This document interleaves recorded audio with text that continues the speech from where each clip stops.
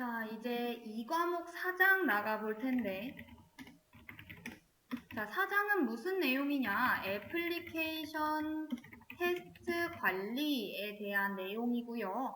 자, 이 부분이 이제 2과목에서는 가장 많은 비율로 출제가 되고 있는 곳입니다. 그러다 보니까 여러분들이 좀 더 집중을 해가지고 공부를 해주셔야겠죠.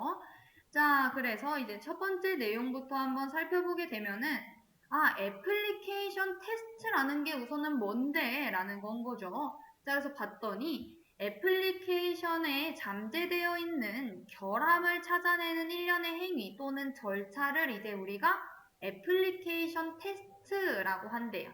자, 그리고 개발된 소프트웨어가 고객의 요구사항을 만족시키는지 확인을 하며 소프트웨어가 기능을 정확하게 수행을 하는지 검증합니다. 이 확인이라고 하는 것과 검증이라고 하는 키워드도 조금 이따가 다시 한번 살펴보도록 하겠습니다. 자, 그 다음 이제 애플리케이션 테스트의 기본 원리를 볼 텐데 이 부분이 시험 문제에 출제가 자주 되고 있습니다. 자, 지금 첫 번째 봤더니 애플리케이션 테스트는 소프트웨어의 잠재적인 결함을 줄일 수는 있지만 결함이 없다고는 증명을 할 수가 없대요. 즉, 완벽한 소프트웨어 테스팅은 불가능하다라는 건 거죠. 왜? 왜죠? 왜냐면은 이 애플리케이션 테스트라는 것 자체가 결함을 찾아내는 행위인 거잖아요. 그렇기 때문에 결함을 줄일 수는 없고, 그러니까 결함을 줄일 수는 있지만 결함이 없다고는 증명을 할 수가 없다라는 건 거예요. 자, 그리고 애플리케이션의 테스트 결함은 대부분 개발자의 특성이나 애플리케이션의 기능적인 특징 때문에 특정 모듈에 이제 좀 집중되어 있습니다. 자, 그래서 20%의 모듈에서 80%에 해당하는 결함이 발견되었다라는 거. 자, 그래서 얘 이름이 뭐라는 거예요? 파레토 법칙을 적용을 하기도 한다라는 거. 자, 그리고 동일한 테스트 케이스에 의해서 반복적으로 테스트를 하게 되면은 새로운 버그를 찾지 못하는 살충제 패러독스 현상이 있습니다. 우리가 생각을 해보면은 어떤 벌레가 한 마리 있었다라고 해볼게요. F킬러를 통해가지고 치 뿌리면 처음에는 진짜 잘 죽어요.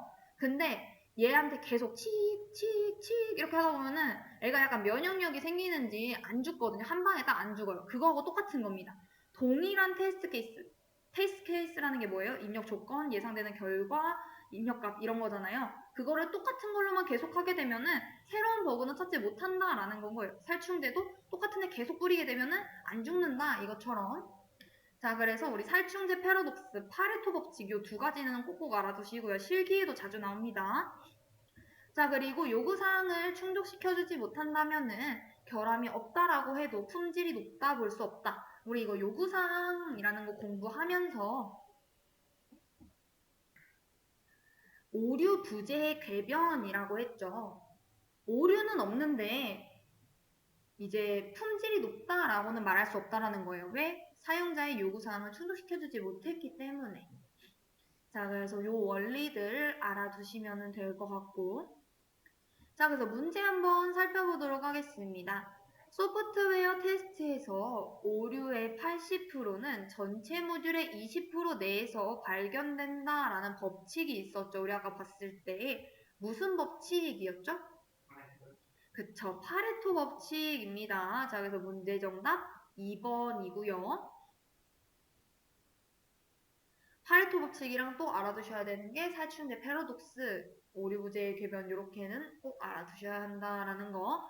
자, 그 다음 이제 애플리케이션 테스트의 분류로 넘어가 보도록 하겠습니다. 자, 애플리케이션 테스트는 실행 여부에 따라, 테스트 기반에 따라, 시각에 따라, 목적에 따라 좀 달라지거든요. 자, 그래서 우선 첫 번째, 프로그램 실행 여부에 따른 테스트부터 보도록 하겠습니다.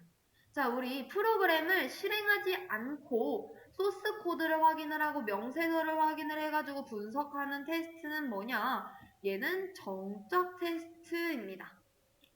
프로그램을 실행하지 않고 테스트를 하는 테스트인 거예요. 그래서 여기에 이제 해당이 되는 게 우리가 봤던 워크스루라던가 아니면은 인스펙션.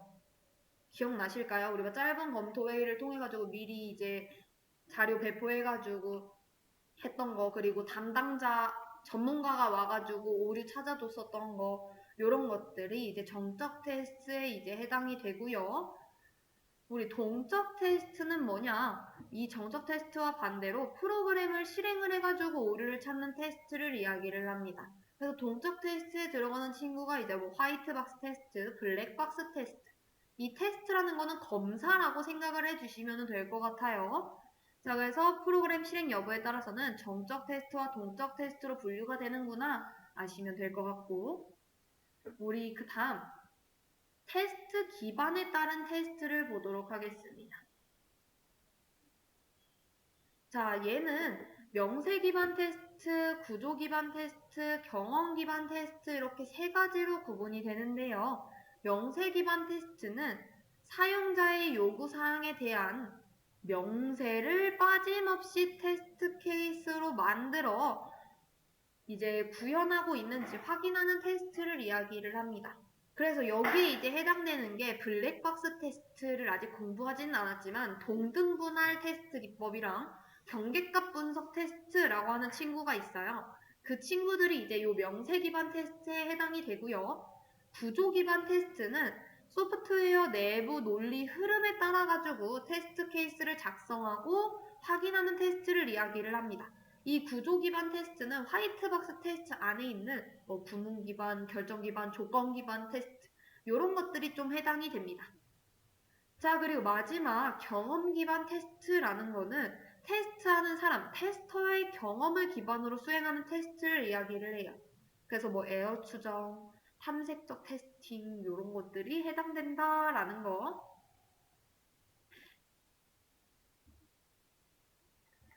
자, 그리고 우리 시각에 따른 테스트 한번 살펴보도록 하겠습니다.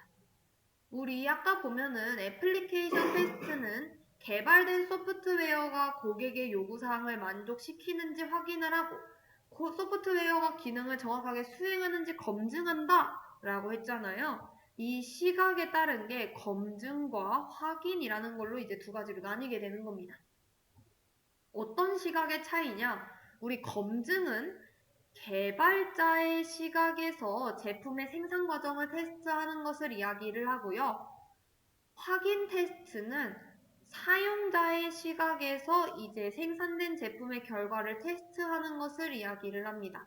우리 검증이 약간 좀 더 고급져 보이고 확인이 약간 좀 더 비전문적이어 보이잖아요. 그걸 토대로 검증은 개발자 시각, 확인은 사용자 시각이구나 라는 걸로 알아두시면 될 것 같습니다.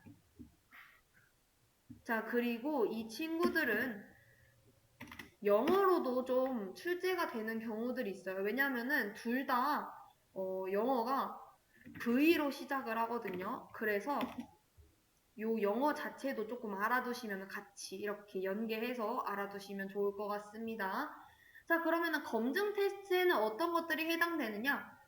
단위 테스트, 통합 테스트, 시스템 테스트 요것들이 이제 검증에 해당이 되고 확인 테스트는 우리 사용자 시각이라고 했잖아요. 인수 테스트에 해당이 돼서 그 인수 테스트 안에는 알파 테스트, 베타 테스트 이런 것들이 해당된다라는 거. 그리고 시험 문제에는 검증 테스트는 안 나왔고 확인 테스트가 출제된 이력이 있습니다. 3번 정도 출제가 됐었어요. 꽤 높은 비율이죠. 그래서 꼭 알아두시기를 바라겠고요. 그 다음 이제 목적에 따른 테스트를 보도록 할 텐데요. 목적에 따른 테스트 종류에는 회복 테스트, 안전 테스트, 강도 테스트, 성능 테스트, 구도 테스트, 회귀 테스트, 병행 테스트 총 7가지가 있고 자, 얘도 문제가 좀 출제되는 경향이 있기 때문에 한번 확인을 하겠습니다.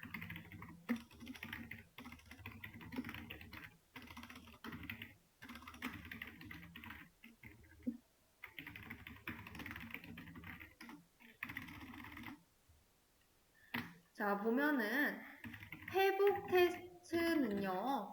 어떤 내용이냐? 시스템에 여러 가지 결함을 주어 실패하도록 한 후 얘가 회복이 되는가? 올바르게 복구되는지를 확인하는 테스트를 이야기를 합니다. 자, 그래서 여기서의 키워드는 올바르게 복구되는지. 여기까지 해볼까요? 자, 그리고 그 다음 이제 안전 테스트 볼 텐데요. 안전 테스트는 시스템 보호 도구가 불법적인 침입으로부터 시스템을 보호할 수 있는지를 확인하는 테스트를 이야기를 하고요. 여기서의 키워드는 시스템을 보호할 수 있는지를 확인하는 테스트. 자, 그리고 이 강도 테스트랑 회복 테스트를 좀 헷갈려 하시는 분들이 계세요. 자, 강도 테스트는 그래서 뭔데? 라고 하면은 얘는 과부하를 주는 겁니다. 소프트웨어가 정상적으로 실행되는지를 확인하는 테스트. 자, 그래서 키워드는 과부하 시에 정상 실행되는지. 조금 차이가 있죠. 자, 그리고 이제 성능 테스트는 뭐냐라고 하면은 실시간 성능이나 전체적인 효율성을 진단하는 테스트입니다. 그래서 효율성 진단 이 키워드가 되고, 구조 테스트는요, 소프트웨어의 내부의 논리적인 경로, 소스 코드의 복잡도 등을 평가하는 테스트입니다. 그래서 여기는 내부의 논리적인 경로, 여기가 키워드. 자, 그럼 이제 2개 남았습니다. 회귀 테스트는요, 소프트웨어의 변경 또는 수정된 코드에 새로운 결함이 없는지 확인하는 테스트. 그리고 이 친구 자주 보입니다. 잘 알아두세요. 회귀 테스트. 자, 그래서 키워드라고 따지면은 변경 또는 수정된 코드에 새로운 결함이 없음을 확인하는 테스트다. 마지막 병행 테스트라는 거는 변경된 소프트웨어와 기존 소프트웨어에 동일한 데이터를 입력하여 결과를 비교하는 테스트를 이야기를 하고, 키워드는 동일한 데이터를 입력해서 결과를 비교하는 테스트가 병행 테스트구나, 이렇게 알아두시면 될 것 같습니다. 자, 그래서 목적에 따른 테스트 꼭 알아두세요. 자, 그래서 문제 한번 풀어보도록 하겠습니다. 다음 중 정적 테스트와 동적 테스트에 대한 설명으로 틀린 것은 입니다.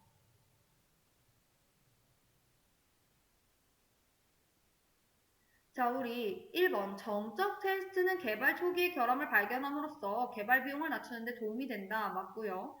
동적 테스트에는 워크스루 인스펙션 코드 검사 등이 있다라고 했는데, 워크스루 인스펙션 코드 검사는 어떤 테스트에 해당이 되느냐? 그쵸. 정적 테스트에 해당이 됩니다. 자, 우리 동적 테스트에는 화이트박스 테스트, 블랙박스 테스트가 해당이 되며, 그래서 정답은 2번이고요. 3번은 동적 테스트는 개발한 프로그램을 직접 실행한다. 맞고, 정적 테스트는 실행하지 않고 테스트한다. 맞습니다. 자, 따라서 정답은 2번이구나 라고 아시면 되고, 자, 방금 전에 동적 테스트에는 화이트박스 테스트, 블랙박스 테스트가 해당이 된다라고 했는데, 그래서 걔네 2개가 뭔데? 라는 건 거죠. 자, 뭐냐라고 보면은, 자, 첫 번째, 화이트박스 테스트인 겁니다. 우리 박스가 투명하다, 하얀색이다 라고 생각을 하시면 돼요. 그래서 투명해서 다 보여요. 자, 모듈에 원시 코드를 오픈시킨 상태에서 원시 코드의 논리적인 모든 경로를 테스트하여 테스트 케이스를 설계하는 방법을 이야기를 합니다. 자, 그래서 우리 하얀 색깔 박스라고 했잖아요. 투명 박스. 그렇기 때문에 모듈 안의 작동을 직접 관찰하고요. 원시 코드의 모든 문장을 한 번 이상 실행함으로써 수행이 됩니다. 이 화이트박스 테스트의 종류에는 기초 경로 검사, 제어 구조 검사 이렇게 두 가지로 나뉘게 되고 얘네들에 대해서 이제 보게 되면은 우선 화이트박스 테스트 별표 몇 개냐라고 질문을 주셨는데 얘 별표 3개입니다. 실기에도 나오고 필기에도 나오고 1년에 한 번씩은 무조건 출제가 됐었습니다. 자, 그래서 화이트박스 테스트는 뭐다? 안에 내용 볼 수 있고 내부의 논리적인 모든 경로 테스트하며 소스 코드 모든 문장 한 번 이상 수행을 하고 선택, 반복 등의 이제 부분적인 것들을 이제 수행을 함으로써 논리적인 경로를 점검한다라는 거. 그 종류의 이제 두 가지가 있다라고 하면서 기초 경로 검사, 제어 구조 검사가 있는데 우리 시험 문제를 보면 항상 이렇게 나옵니다. 나오게 된다면은 기초 경로 검사는 키워드로 빠지지 않는 게 대표적인 화이트박스 테스트 검사이다. 자, 그리고 테스트 측정 결과는 실행 경로의 기초를 정의하는 지침으로 사용이 된다.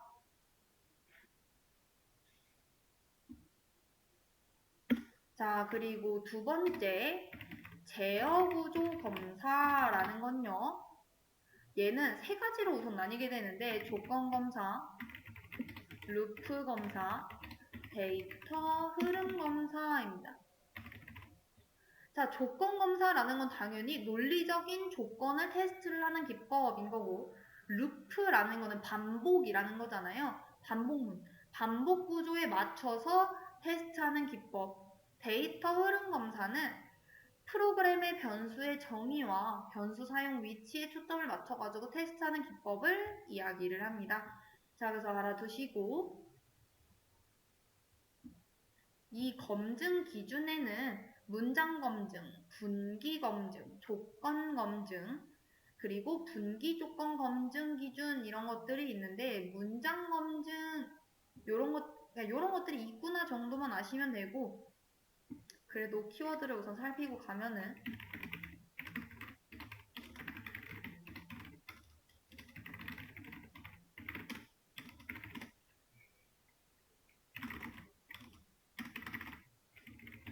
자, 문장 검증 기준이라는 건요.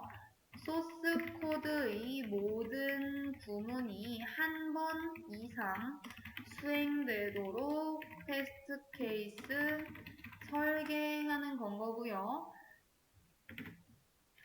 자, 그리고 분기 검증 기준은 소스 코드의 모든 조건문이 한 번 이상 수행되도록 테스트 케이스를 설계한다라는 거. 자, 그리고 조건 검증 기준은요.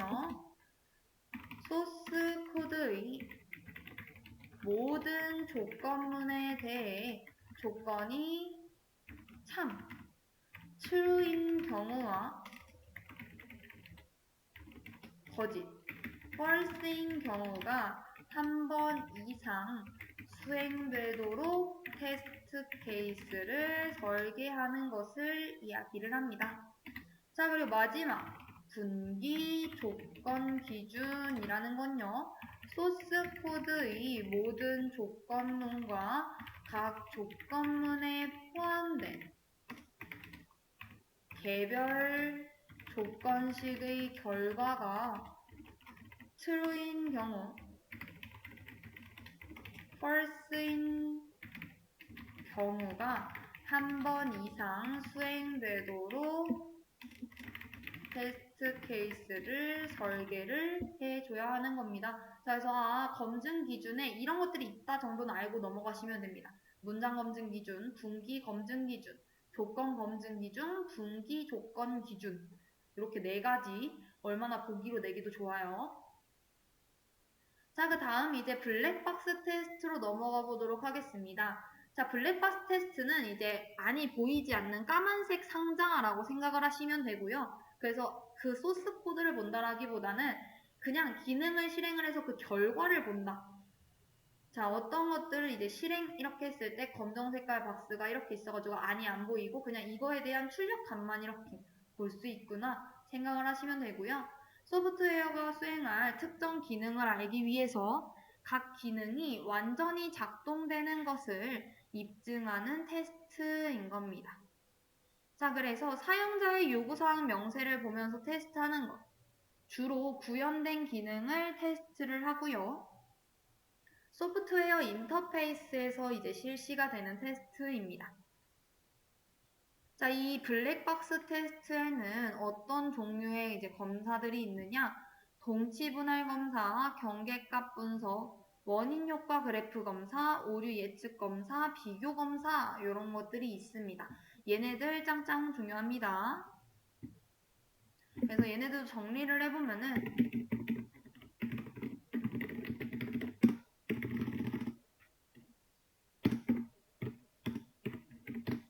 자, 첫 번째 동치 분할 검사입니다. 자, 얘는 동치 분할 검사라고 나올 수도 있고 동등값 분석이라고도 나올 수도 있어요. 아, 동등값 분할, 동등 분할. 죄송해요. 경계값 분석하고 동치 분할하고 잠깐 합쳐졌었죠. 동등 분할도 나오고 동치 분할이라고 나올 수도 있습니다. 자, 그래서 얘는 프로그램의 입력 조건에 타당한 입력 자료와 타당하지 않은 입력 자료의 개수를 균등하게 해서 테스트 케이스를 정하고 해당 입력 자료에 맞는 결과가 출력되는지 확인하는 기법입니다. 그래서 예를 하나 들게 되면은 만약 0부터 10 이런 식으로 있다라고 하면은 중간값에 대한 검사를 하는 친구가 5 이런 것들을 검사하는 게 동치 분할이라고 생각을 하시면 되고요. 이런 게 있다라고 했을 때 마이너스 1, 0, 1, 9, 11 이런 것들을 이제 검사하는 게 뭐다? 경계값 분석이라는 겁니다. 입력 조건의 중간값보다 경계값에서 오류가 발생될 확률이 높다는 점을 이용해 입력 조건의 경계값을 테스트 케이스로 선정해 검사하는 기법이고요. 자, 그리고 원인 효과 그래프 검사라는 거는 이제 입력 데이터 간의 관계와 출력에 영향을 미치는 상황을 체계적으로 분석한 다음 효용성이 높은 테스트 케이스를 선정해 검사하는 기법입니다. 자, 그리고 이제 2개 남았죠. 비교 검사라는 거는 여러 버전의 프로그램에 동일한 테스트 자료를 제공해 동일한 결과가 출력되는지 테스트하는 기법이고요. 마지막 이제 오류 예측 검사라는 거는 다른 블랙박스 테스트 기법으로 찾아낼 수 없는 오류를 찾아내는 일련의 보충적 검사 기법인 겁니다. 그래서 그냥 데이터 확인 검사라고 불리기도 해요. 자, 그래서 동치 분할, 경계값 분석, 원인 효과 그래프 비교 검사, 오류 예측 검사는 화이트박스 테스트가 아니라 블랙박스 테스트 기법에 해당되는구나 라고 생각을 해주시면 될 것 같습니다. 자, 그래서 문제 한번 풀어보도록 할까요? 소프트웨어 테스트와 관련한 설명으로 틀린 것은 입니다.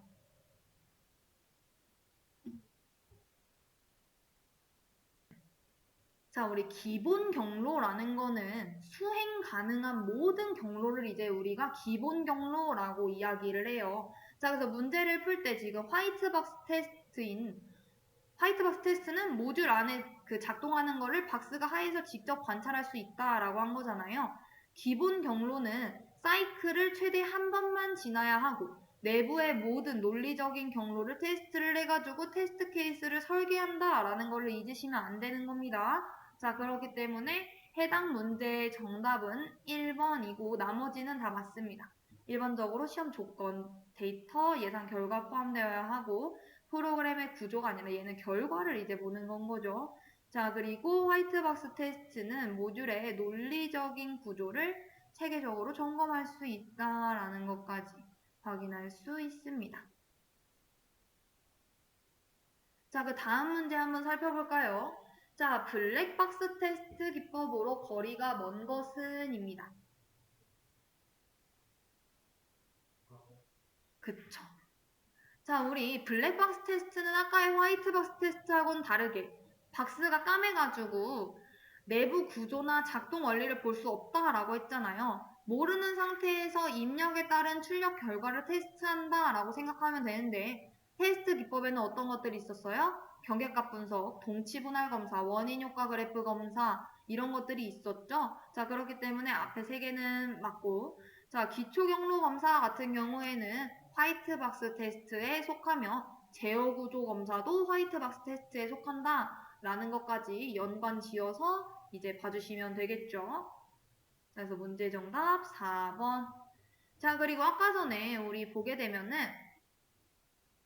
시각에 따라 가지고 단위 테스트는 이제 단위 테스트, 통합 테스트, 시스템 테스트는 검증에 해당이 되고 검증 테스트에 해당이 되고 개발자의 시각에서 확인 테스트는 이제 사용자의 시각에서 인수 테스트에 해당이 된다라고 했습니다. 그거에 대해서 이제 보도록 할 텐데 우리 V 모델이라고 하는 게 있어요. 우리 폭포수 모형이라고 해가지고 이미지를 하나 보여드리게 되면은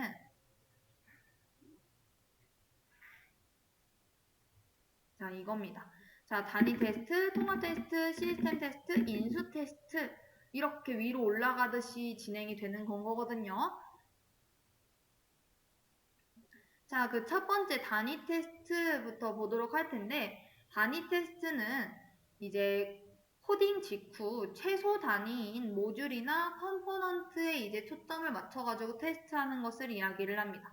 그래서 모듈이나 최소 단위에 초점 맞춰짐 요게 키워드이고요. 사용자의 요구사항을 기반으로 한 기능성 테스트를 최우선으로 수행을 하며 명세 기반 테스트, 구조 기반 테스트 중에서 주로 구조 기반 테스트를 시행을 한다라는 겁니다.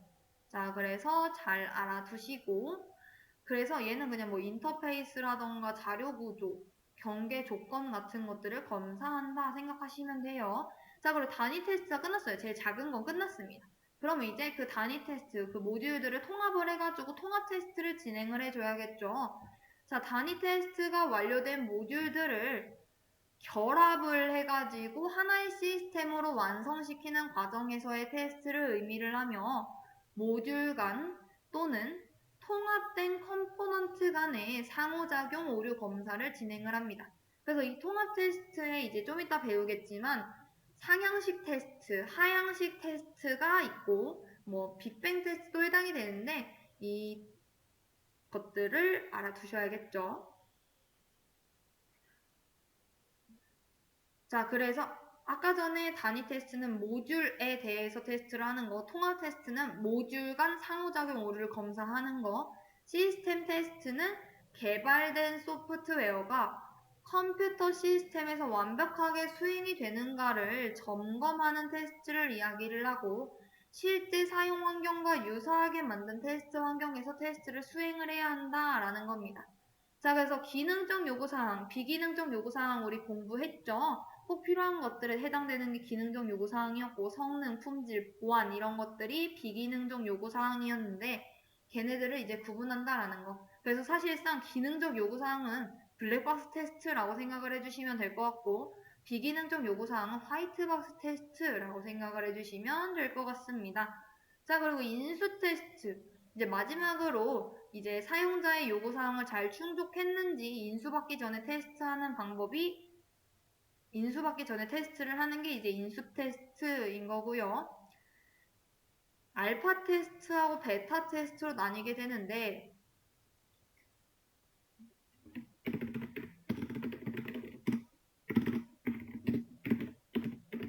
얘네들이 자꾸 보기로 나오더라고요.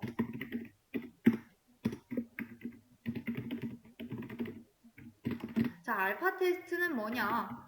통제된 환경에서 사용자가 개발자와 함께 확인하면서 행하는 테스트 기법을 이야기를 하고요. 우리 베타 테스트라는 거는 우리 게임을 가장 예시로 많이 드는데 베타판 이렇게 해가지고 실제 사용하려고 하는 그 사용자들이 그 실제 출시되기 전에 미리 이 게임 하면서 아 여기 오류 발생한 것 같다 이런 식으로 하고 테스트 하잖아요. 그게 바로 이제 베타 테스트인 겁니다. 통제되지 않은 환경에서 여러 명의 사용자가 행하는 테스트 기법. 그래서 베타 테스트는 뭘 생각하셔라? 게임을 생각을 하셔라. 자, 그래서 문제 한번 살펴볼까요? 알파 테스트, 베타 테스트와 가장 연관이 있는 테스트는? 그쵸. 자, 알파 테스트는 사용자가 개발자 앞에서 행하는 테스트, 베타 테스트는 사용자가 여러 명의 사용자 앞에서 행하는 테스트. 이렇게 생각을 하시면 되잖아요. 자, 이랬을 때 이는 사용자가 소프트웨어를 인수하기 전에 문제가 없는지 하는 테스트인 거기 때문에 인수 테스트인 겁니다.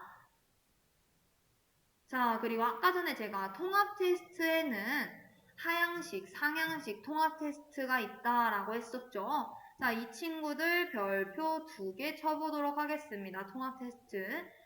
자, 우선 첫 번째 상향식 통합 테스트부터 볼 텐데 자, 상향식 통합 테스트는 위로 올라오는 겁니다. 하위 모듈에서 상위 모듈 방향으로 통합하면서 테스트하는 기법이고요. 하나의 주요 제어 모듈과 관련된 종속 모듈의 그룹인 클러스터를 필요로 합니다. 클러스터랑 관련되어 있는 거는 상향식 통합 테스트라는 걸 알아두셔야 해요. 자, 그래서 어떻게 순서가 되느냐라고 보면은 하위 모듈들을 클러스터로 결합을 하고 그 다음에 더미 모듈인 드라이버를 작성을 하고요. 통합된 클러스터 단위로 테스트를 하며 테스트가 완료된 후 클러스터는 프로그램 구조의 상위로 이동을 해서 결합을 하고 드라이버는 이제 실제 모듈로 대체가 됩니다. 자, 그래서 그림을 한번 보면 좋은데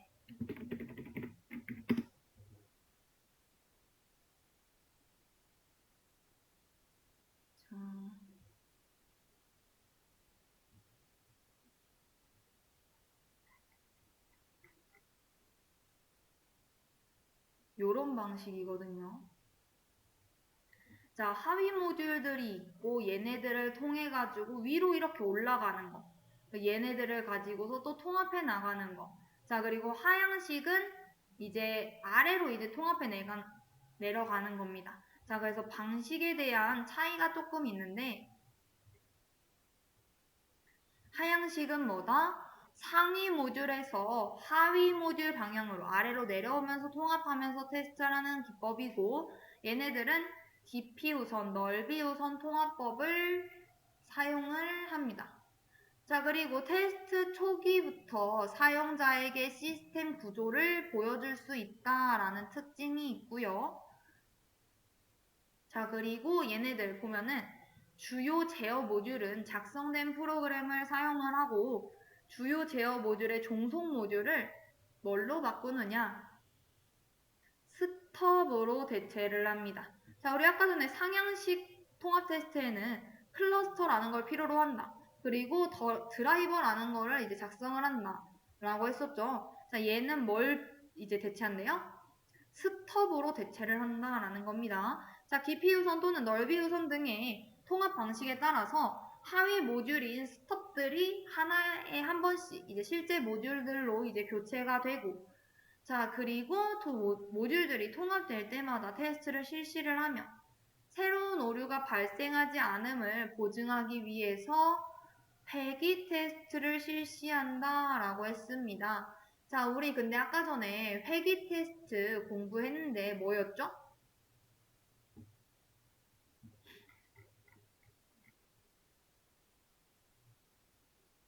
소프트웨어의 변경 또는 수정된 코드에 새로운 결함이 없음을 확인하는 테스트가 회귀 테스트라고 얘기를 했죠. 자, 회귀 테스트랑 하향식 통합 테스트랑도 연관이 있구나라는 것까지 알고 넘어가 주시면 될 것 같습니다. 자, 그래서 문제 한번 풀어볼까요? 자, 다음이 설명하는 애플리케이션 통합 테스트 유형은 입니다. 자, 첫 번째, 깊이 우선 방식 또는 너비 우선 방식이 있고요. 하위 컴포넌트 개발이 완료되지 않은 경우에는 이제 더미 모듈, 스톱을 이제 사용을 한다라고 했습니다. 자, 얘는 어떤 테스트 유형이죠? 그쵸. 하향식 통합 테스트인 거죠. 어디서 보고 우선 스탑이라는 키워드를 봤으면은 얘는 사실상 상향식을 체크하시면 안 됩니다. 자, 드라이버 그리고 클러스터 얘네들은 상향식, 스톱은 하향식. 자, 그 다음 한번 살펴볼까요? 다음 문제. 테스트 드라이버에 대한 설명으로 틀린 것은입니다.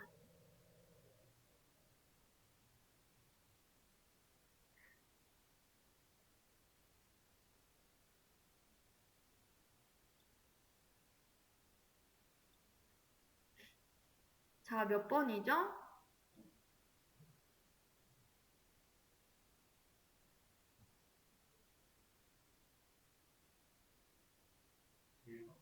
그쵸.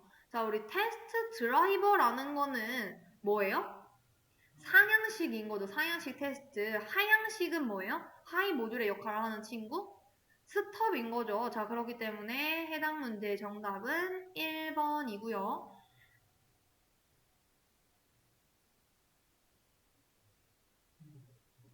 자, 애플리케이션 테스트 프로세스 한번 살펴보도록 하겠습니다. 자, 애플리케이션 테스트 프로세스는 개발된 소프트웨어가 사용자의 요구대로 만들어졌는지, 결함은 없는지, 이런 것들을 이제 테스트를 하는 절차인 건데, 만약 테스트를 진행한다라고 하면은 오류는 언제 발견하는 것이 좋을까요? 앞에 발견하는 게 좋을까요? 아니면 좀 나중에 발견하는 게 좋을까요? 그렇죠. 가능한 빨리 발견하는 게 좋겠죠. 자, 그래서 우리 순서 같은 경우에는 계획, 분석 및 디자인, 케이스 및 시나리오 작성, 수행, 결과 평가 및 리포팅, 결함 추적 및 관리 이런 식으로 진행이 되게 되고요. 자, 우리 결함 관리 프로세스라고 본다면은 에러 발견, 에러 등록, 에러 분석, 결함 확정, 결함 할당, 결함 조치 검토 및 승인 이렇게 나누어지게 됩니다. 자, 에러 발견이라는 건 당연히 에러가 발견이 되게 되면은 이제 테스트 전문가들, 그 팀이 논의를 하게 되는 건 거고, 에러 등록이라고 하는 거는 그 발견된 에러를 결함관리대장에 등록을 하며, 그 다음에 이제 결함을 분석을 해야 되는 건 거죠. 실제 결함인가 아닌가 에러 분석 시간을 갖고, 그 다음 이제 에러 확정. 그 등록된 에러가 실제 결함이면은 결함 확정 상태로 이제 설정을 해주고, 결함 할당. 그 결함을 해결할 담당자에게 결함을 이제 할당을 해서 결함 할당 상태로 이제 설정을 해주게 되는 겁니다. 자, 그리고 결함 조치라는 거는 이제 그 결함을 수정을 하고 수정이 완료가 됐을 경우에 결함 조치 상태로 이제 설정이 되고요. 마지막 결함 조치 검토 및 승인이라는 거는 이제 수정이 완료된 결함에 대해서 테스트를 이제 수행을 하고 만약 이거에 대한 이상이 없다라고 하면은 결함 조치 완료 상태로 이제 설정이 되게 되는 건 거죠. 자, 그래서 이런 게 있구나 정도만 알고 넘어가시면 될 것 같습니다. 엄청 중요하진 않았어요. 자, 그리고 이 부분은 조금 중요합니다.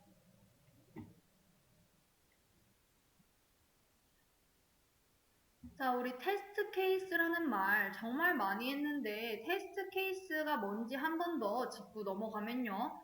테스트 케이스는 구현된 소프트웨어가 사용자의 요구사항을 정확하게 준수했는지를 확인하기 위해 설계된 입력값, 실행 조건, 기대 결과 등으로 구성된 테스트 항목에 대한 명세서를 이야기를 합니다. 자, 그래서 이 테스트 케이스를 미리 설계를 하게 되면은 테스트 오류를 방지할 수도 있고 테스트 수행에 필요한 인력이라던가 시간이라던가 이런 낭비들을 줄일 수 있기 때문에 이 테스트 케이스를 사용을 해야 한다라는 건 거고요. 테스트 시나리오는 이제 테스트 케이스를 적용하는 순서에 따라서 여러 개의 테스트 케이스를 묶는 집합을 이야기를 합니다. 테스트 케이스들을 이제 적용하는 구체적인 절차를 명세한 문서를 이야기를 하고요.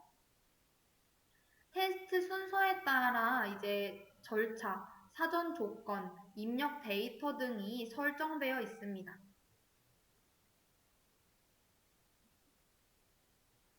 자, 사용자의 요구사항과 설계 문서 등을 토대로 작성을 해줘야 되고 작성을 할 때 시스템별, 모듈별, 항목별 등과 같이 여러 개의 시나리오로 분리를 해서 작성을 해줘야 되는 겁니다.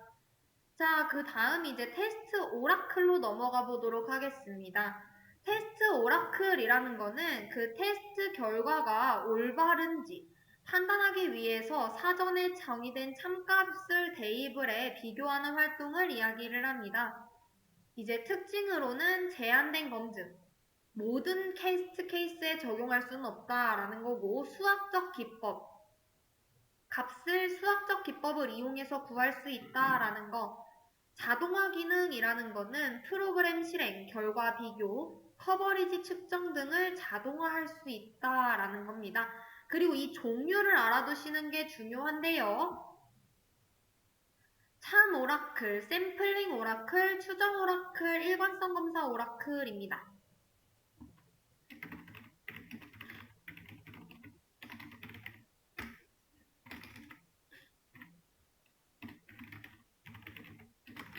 참 오라클은 모든 테스트 케이스의 입력 값에 대해 기대하는 결과를 제공하는 오라클을 이야기를 하고요. 그러다 보니까 발생된 모든 오류를 검출을 할 수 있다라는 특징이 있습니다. 그래서 여기서의 키워드는 모든 테스트 케이스의 입력 값에 대해 결과를 제공한다라는 거. 자, 그리고 샘플링 오라클은 뭐냐? 자, 우리 참 오라클을 이용을 해가지고 모든 그 입력값에 해당하는 결과를 받으면 좋겠죠. 근데 시간이 좀 없을 수 있잖아요. 자, 그래서 이제 나온 친구가 요 샘플링 오라클인 건데 샘플링 하겠다라는 겁니다. 특정한 몇몇 테스트 케이스의 입력값들에 대해서만 기대하는 결과를 제공하는 오라클을 이야기를 합니다. 자, 근데 이렇게 샘플링을 해가지고 검사를 했더니 너무 안 맞는 것들이 많은 거예요. 자, 그래서 이제 또 추가적으로 나온 친구가 뭐냐? 휴리스틱, 추정 오라클입니다. 이 샘플링 오라클을 좀 더 개선을 해야겠다라고 해서 나온 친구고요. 특정 테스트 케이스의 입력값에 대해서는 기대하는 결과를 제공하고 나머지 입력값들에 대해서는 추정으로 처리하는 오라클. 그래서 추정 오라클이라는 겁니다. 자, 그리고 마지막 일관성 검사 오라클은 이제 변경이 있을 때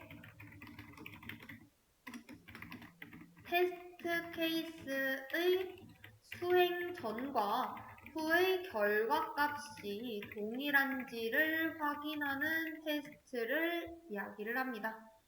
테스트 오라클인 거죠. 자, 그래서 이 네 가지 오라클 종류 잘 알아두시고요. 자, 문제 한번 살펴보도록 하겠습니다. 테스트의 결과가 참인지 거짓인지 판단하기 위해서 사전에 정의된 참값을 입력을 하여 비교하는 기법 및 활동을 이야기를 한다. 종류에는 이제 뭐 참, 샘플링, 휴리스틱, 일관성 검사가 존재하는 요 테스트 용어 무엇이죠? 그쵸, 테스트 오라클이죠. 그래서 문제 정답 1번이고요. 자, 다음 문제 한번 살펴볼까요? 다음 중 테스트 오라클의 종류가 아닌 것은입니다. 그쵸. 자, 우리 참 오라클이 있으면 왠지 거짓 오라클도 있을 것 같으니까 이렇게 보기를 내는 것 같아요. 우리 있는 네 가지 종류는 참 오라클, 샘플링 오라클, 샘플링에서 이제 좀 더 개선한 오라클이 휴리스틱, 추정 오라클, 그리고 변경이 있을 때 수행 후, 전 다 그 결과값이 동일한지 확인하는 일관성 검사 오라클, 이렇게 네 가지 알아두시면 좋을 것 같습니다. 자, 그 다음에는 이제 테스트 자동화의 개념에 대해서 보도록 할 텐데요. 자, 테스트 자동화란 무엇이냐? 사람이 반복적으로 수행하던 테스트 절차를 이제 스크립트 형태로 구현을 해가지고 자동화 도구를 적용을 함으로써 쉽고 효율적으로 테스트를 이제 수행할 수 있도록 한 것을 이제 이야기를 합니다.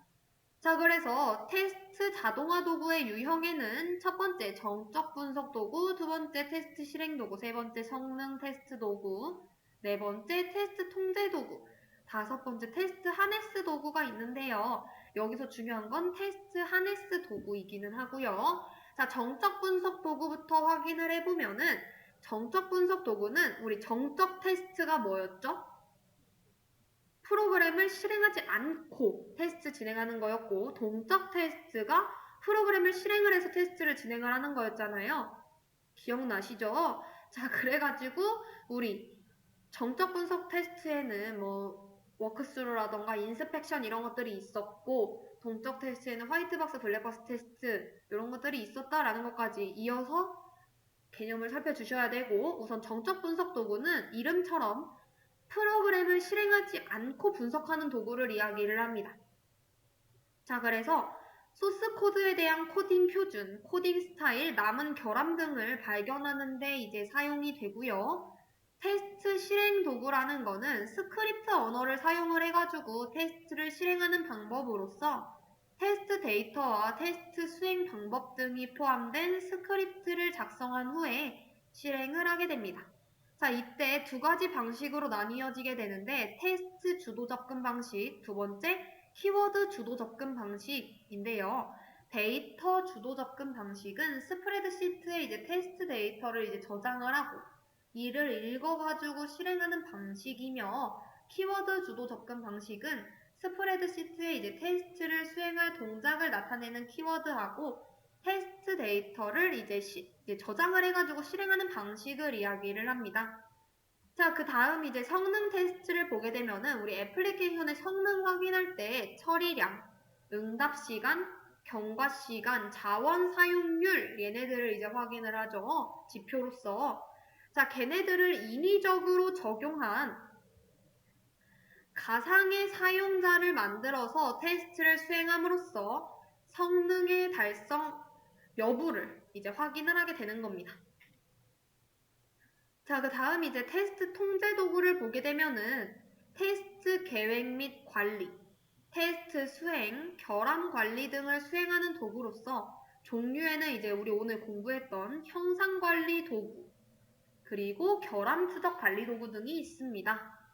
자, 그리고 마지막 테스트 하네스 도구에는 테스트 하네스는 이제 애플리케이션의 컴포넌트 및 모듈을 테스트하는 환경의 일부분으로서 그 테스트를 지원하기 위해 생성된 코드와 데이터를 의미를 하는데요. 그 안에 구성 요소가 좀 많이 있죠. 테스트 드라이버, 우리 오늘 공부했던 거, 하위 모듈을 호출해주는 친구. 자, 그리고 테스트 스톱, 이제 단순한 기능을 수행하는 거, 상위 모듈을 대체하는 친구. 자, 그리고 테스트 슈트라는 거는 테스트 케이스의 집합을 이야기를 하고, 테스트 케이스는 우리 입력값, 실행 조건, 기대 결과 같은 걸로 만들어진 항목 명세서. 테스트 스크립트는 이제 테스트 진행 절차에 대한 명세서. 목 오브젝트는 행위를 조건부로 입력을 해두면은 그 상황에 맞는 예정된 행위를 수행하는 객체를 이야기를 합니다.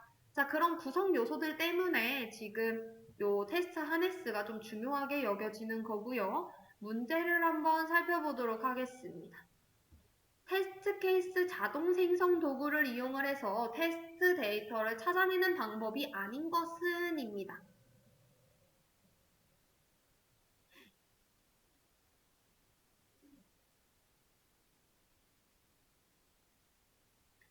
자, 우리 테스트 케이스 자동 생성 도구를 이용을 해가지고 이제 테스트 데이터를 잡아내려고 한다라고 하면은 사실 그 테스트 케이스 자동 생성 도구에 대해서 알아둬야 하는데요. 자, 자동 생성 도구에는 어떤 것들이 있느냐? 자료 흐름도, 기능 테스트, 그리고 랜덤 테스트, 입력 도메인 분석인 겁니다. 자, 그래서 여기다가도 기재를 해드릴게요.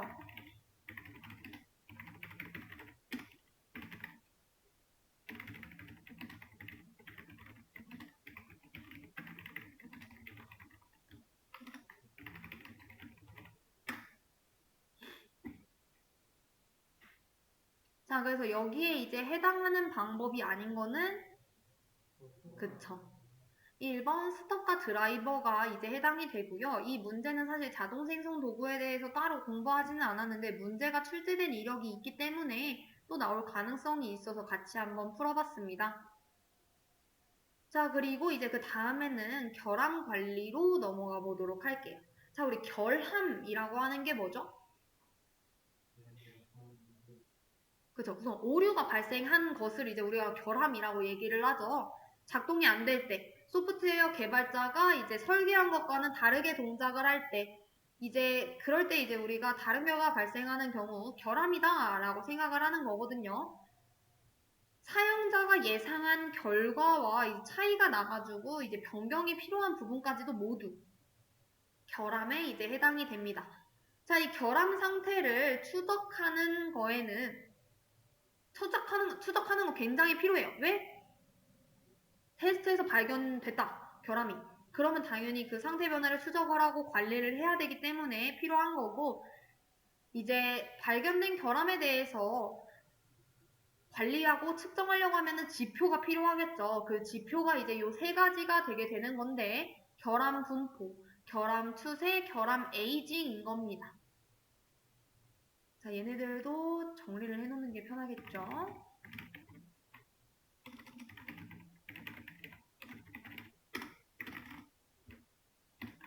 자, 결함 분포라는 거는 뭐냐? 모듈 또는 컴포넌트의 특정 속성에 해당하는 결함수를 측정하는 것을 이야기를 하고요. 결함 추세는 테스트 진행 시간에 따른 결함수의 추이를 분석하는 것을 이야기를 합니다. 자, 그리고 마지막 결함 에이징은 특정 결함 상태로 지속되는 시간을 측정하는 것을 말을 하게 됩니다. 자, 그래서 이 세 가지 알아두시고 이런 결함을 추적하기 위해서는 순서가 어떻게 되느냐라는 건 거죠. 자, 이 결함 추적은 결함이 발견됐을 때부터 그 결함이 해결될 때까지의 전 과정을 추적하는 것으로서 순서는 어떻게 되느냐? 결함 등록, 결함 검토, 결함 할당, 결함 수정, 결함 조치 보류, 결함 종료, 결함 해제 이런 식으로 있습니다. 자, 당연히 이제 결함 등록은 결함이 발견돼서 등록된 상태인 거고 이 결함 검토는 개발자라던가 프로젝트 리더라던가 뭐 테스터라던가 이런 사람에 의해 검토된 상태. 결함 할당은 결함 수정해야 되니까 문제 해결 담당자에게 결함이 할당된 상태를 이야기를 하고 결함 수정은 개발자가 그 결함 수정을 완료한 상태. 조치 보류는 결함 수정이 좀 불가능해져가지고 이제 조치가 이제 보류된 거죠. 연기된 상태. 그러니까 재오픈을 준비 중인 상태. 결함 종료는 이제 결함 해결돼가지고 이제 담당자가 종료를 승인을 했으며 결함 해제는 이제 테스터라던가 품질관리 담당자가 종료 승인한 결함을 검토를 해서 이건 진짜 결함이 아니야 라고 판명한 상태를 이야기를 합니다. 자, 이거 한번 보도록 할게요. 소프트웨어 개발 활동을 수행함에 있어서 시스템이 고장을 일으키게 하며 오류가 있는 경우 발생하는 것은 입니다. 뭐죠? 우리 오류. 뭐라고 불러요? 그쵸, 결함이라고 부르죠. 자, 결함을 뜻하는 용어가 뭐냐? 이 폴트인 겁니다. 그래서 문제 정답 1번이에요. 그래서 결함이라고만 아시지 마시고 영어로도 한번 오케이 한번 보면은 그래도 사실상 찍기는 괜찮거든요. 그래서 결함 폴트 이렇게 해서 고장 오류 뜨면은 이렇게 알아두시면은 좋을 것 같습니다.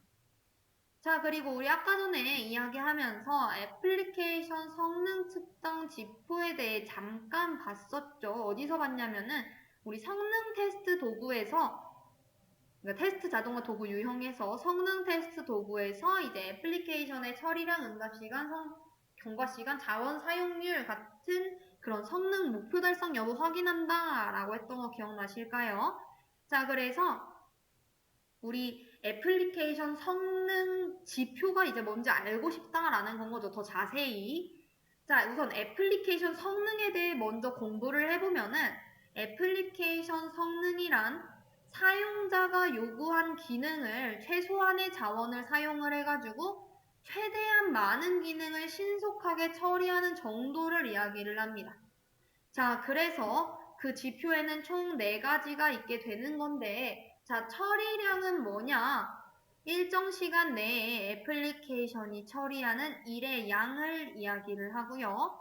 응답 시간은 애플리케이션의 요청을 전달한 시간부터 응답이 도착할 때까지 걸린 시간을 이제 응답 시간이라고 합니다. 자, 그리고 여러분이 헷갈려 하시는 거는 처리량 자원 사용률이 아닌 응답 시간과 경과 시간을 좀 헷갈려 하세요. 자, 응답 시간은 응답이 도착할 때까지 걸린 시간이며 경과 시간은 작업을 의뢰한 그 시간부터 그 작업이 처리가 완료될 때까지의 시간을 경과 시간이라고 하며 자원 사용률은 이제 그 의뢰한 작업을 처리하는 동안에 CPU 사용량, 메모리 사용량, 네트워크 사용량 등의 그 자원 사용률을 측정하는 것을 이야기를 합니다.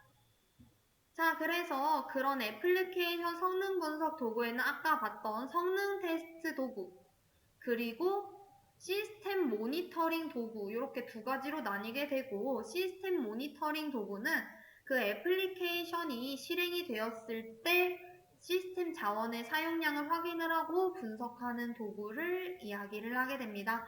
자, 우선 이 애플리케이션 성능, 요거는 이제 첫 시험에 출제가 됐었던 부분이기 때문에 별표 하나 달고 넘어가도록 하겠습니다. 자, 그래서 문제 한번 살펴보도록 할까요?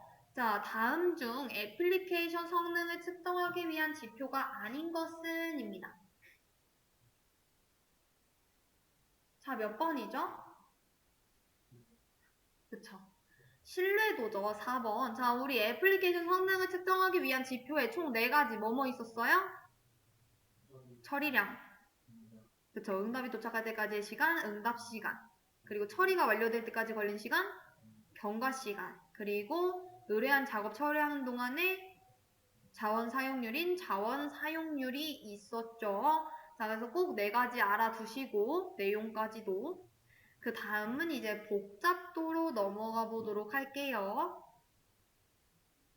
자, 복잡도라는 거는 뭐냐? 시스템이나 시스템 구성 요소 또는 소프트웨어의 복잡함 정도를 이제 나타내는 말을 이제 우리가 복잡도라고 얘기를 합니다. 자, 이제 시스템 또는 소프트웨어를 어느 정도의 수준까지 테스트해야 하는지 아니면은 뭐 어느 정도까지 개발하는지 그러니까 어느 정도까지 개발하는데 자원이 소요되는지 예측하는데 이제 사용이 되고요.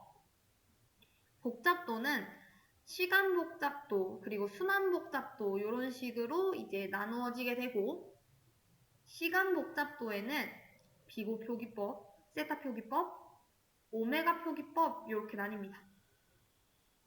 시간 복잡도 같은 경우에는 이제 알고리즘의 실행 시간인 알고리즘을 수행하기 위해 프로세스가 수행하는 연산의 횟수를 수치화한 것을 의미를 하고요.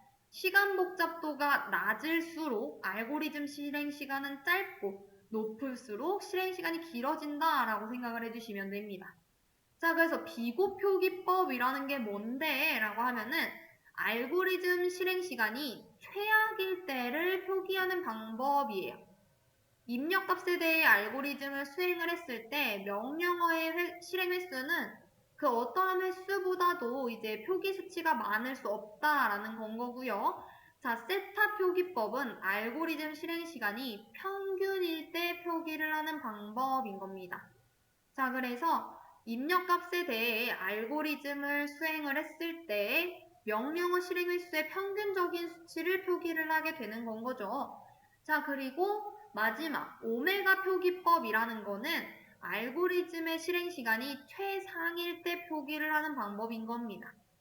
입력값에 대해 알고리즘을 수행을 했을 때 명령어의 실행 횟수는 어떠한 그 경우에도 표기 수치보다 적을 수 없다라는 거예요. 이제 비고에서는 표기 수치보다 많을 수 없다라는 거였고, 반대죠. 자, 그리고 이제 그 다음 순환 복잡도를 보게 될 텐데, 한 프로그램의 논리적인 복잡도를 측정하기 위해 이제 그 소프트웨어의 척도를 아는 것을 이야기를 합니다. 자, 그래서 맥케이브 순환도 또는 맥케이브 복잡도 매트릭이라고도 불리게 되고요. 이 순환 복잡도를 이용해서 계산된 값은 독립적인 경로의 수를 의미를 하게 되고 모든 경로가 한 번 이상 수행되었음을 보장하기 위해 행해지는 테스트 횟수의 상한선을 제공을 하게 됩니다. 자, 제어 흐름도에서 이제 그 계산하는 방법, 순환 복잡도인 VG, 요거를 계산하는 방법은 다음과 같은데요. 자, 우리 2 빼기 n 플러스 2인 건데 2는 화살표의 수, n은 노드의 수를 이야기를 합니다. 자, 그래서 문제를 하나 가지고 와봤습니다. 제어 흐름 그래프가 다음과 같을 때 순환 복잡도는 얼마인가? 라는 건 거죠. 자, 어떻게 계산하면 돼요? 그쵸. 자, 우선 2 빼기 n 플러스 2를 해야지 지금 순환 복잡도가 나온다라고 했잖아요. 자, 2는 지금 몇이죠? 그쵸. 하나, 둘, 셋, 넷, 다섯 개니까 5고. 자, n은 노드의 수래요. 지금 노드 몇 개죠? 그쵸. 자, 지금 보게 되면 하나, 둘, 셋, 네 개죠. 자, 그렇기 때문에 4 한 다음에 플러스 2 하게 되면은 그쵸. 3이기 때문에 문제의 정답은 2가 됩니다.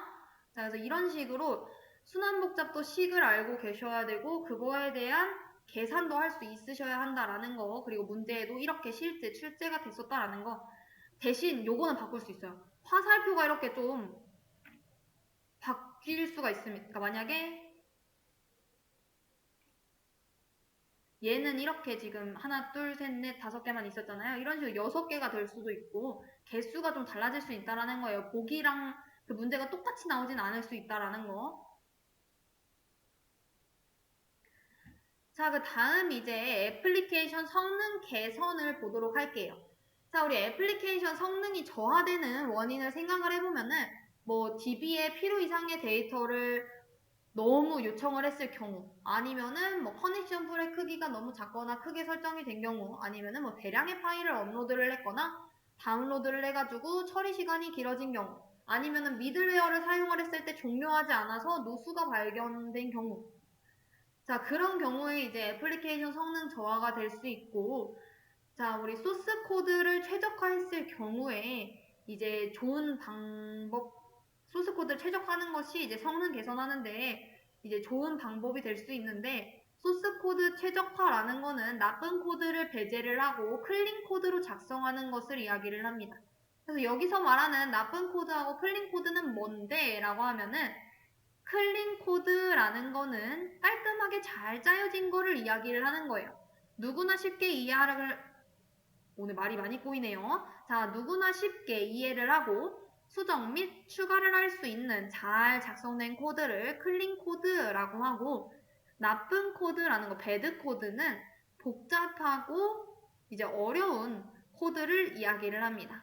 자, 그래서 이 나쁜 코드에 이 두 가지가 해당이 되는데, 자, 스파게티 코드는 뭐냐면은 우리 스파게티 면발을 생각을 해보면은 면들이 막 얽히고 설켜 있잖아요. 그것처럼 코드의 로직이 서로 복잡하게 얽혀 있는 코드를 이제 스파게티 코드라고 얘기를 하고요. 외계인 코드는, 자, 외계인이 거의 막 옛날에 있었다, 막 존재했다 이러는 것처럼 말만 있는 거. 오래돼가지고 개발자가 없는 건 거죠. 그래서 유지보수 작업이 어려운 코드를, 그러니까 뭐 문서도 없고 이래가지고 좀 어려운 코드들을 이제 우리가 외계인 코드라고 부르게 됩니다. 자, 그래서 우리는 최대한 나쁜 코드를 배제를 하고 클린 코드로 작성을 해야 하는데, 클린 코드로 작성을 하려고 하면은 요 5가지 원칙을 지켜주셔야 합니다. 자, 뭐냐? 가단의 중추해서 가독성, 단순성, 의존성 배제, 중복성 최소화, 추상화입니다. 자, 또 한번 써볼까요?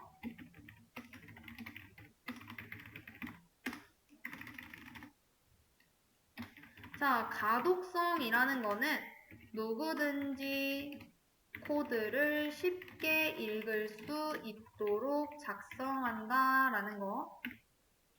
그래서 하나의 예시를 들어드리게 되면은 우리가 코드 작성을 할 때 들여쓰기 이런 거 잘 써야 되잖아요. 막 반복문 쓰는데 그냥 한 줄로 작성해 놓으면 안 되고. 자, 그리고 우리 용어 같은 경우에도 변수 이름 설정하고 이럴 때 물론 내 이름, 내 마음대로 적어도 되지만 최대한 이해하기 쉬운 용어를 사용을 해 주셔야 하는 거고. 자, 단순성. 자, 얘는 코드를 최대한 단순하게 작성을 해야 한다라는 겁니다.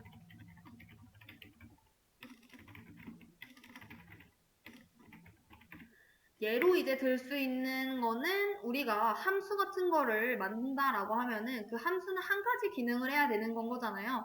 구구단을 이제 뭐 출력해주는 기능을 갖고 있고, 뭐 아니면 자기소개하는 기능을 갖고 있고, 이거 두 가지 기능을 하나의 함수에 넣는 건 좀 비효율적이죠. 자, 그런 것처럼 한 번에 한 가지만 처리할 수 있도록 코드를 작성을 해서 함수라던가 클래스라던가 메소드 같은 것들을 최소 단위로 분리를 한다. 자, 그리고 그 다음 의존성 배제입니다. 자, 얘는 의존성이 없어야 된다는 거예요. 코드가 다른 모듈에 미치는 영향이 최소화되어야 한다. 코드 변경 시에 다른 부분에 영향이 없도록 작성을 해야 한다라는 건 거죠. 자, 그리고 중복성 최소화. 자, 우리 코드 중복되어 있으면 좋나요? 아니죠. 그렇기 때문에 우리가 반복문 사용하고, 그리고 그 소스를 재사용하기 위해서 함수 만들고, 클래스하고, 상속 사용하고 이러는 거잖아요. 그처럼 코드의 중복을 최소화한다. 중복된 코드가 있다라고 하면은 삭제를 시키고 공통된 코드를 이용하도록 하는 거. 자, 그리고 마지막 추상화는요. 뭐 상위 클래스라던가 함수라던가 얘네들은 이제 위에서 간략하게 작성을 하고,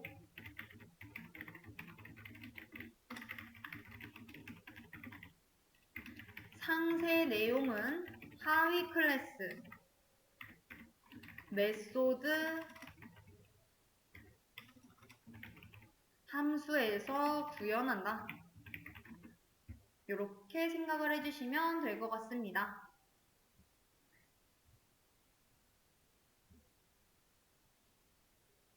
자, 그래서 문제 한번 풀어보도록 할게요. 외계인 코드에 대한 설명으로 옳은 것은 입니다.